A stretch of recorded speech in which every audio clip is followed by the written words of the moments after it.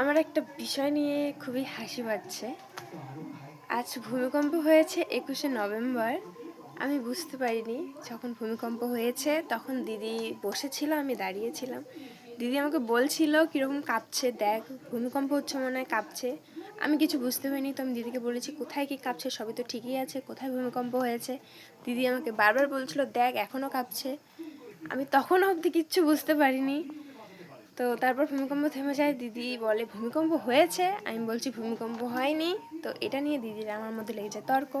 আমি দিদিকে বলেছিলাম তোর হয়তো মাথা ঘুরেছে, একটু ভিটামিন কিছু খা, সেই কারণে। তো দিদি বলছে না ভূমিকম্পই হয়েছে, আমি বুঝতে পেরেছি, তুই কেন বুঝতে পারলি না জানি না, দিদি আমাকে এভাবে বলছে। তারপর দিদি চলে যায় কাজে। আমি কিছুক্ষণ পর তারপর ফোনটা খুলে দেখি ইনস্টাগ্রাম ফেসবুক একটা আলাদা রকমই ভূমিকম্প হয়ে গেছে।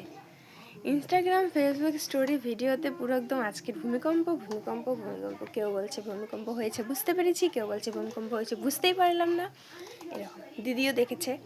তো দিদি তারপর বাড়িতে এসে আমাকে বলছে দেখ ভূমিকম্প হয়েছে, সবাই বুঝতে পেরেছে, ইনস্টাগ্রাম ফেসবুকে ভিডিও স্টোরি দেখ, সবাই বুঝতে পেরেছে ভূমিকম্প হয়েছে, কোথাও কোথাও ভূমিকম্প তো উলট পালটই হয়ে গেছে, এরকম। তো তখন আমি দিদিকে বলছি ভূমিকম্প হয়েছে, আমি বুঝতে পারিনি, হয়েছে তো কী হয়েছে।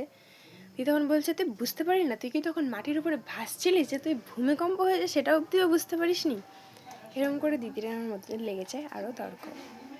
কি করব গাইস, ভূমিকম্প হয়েছে, আমি বুঝতে পারিনি, তো আমি কি করব।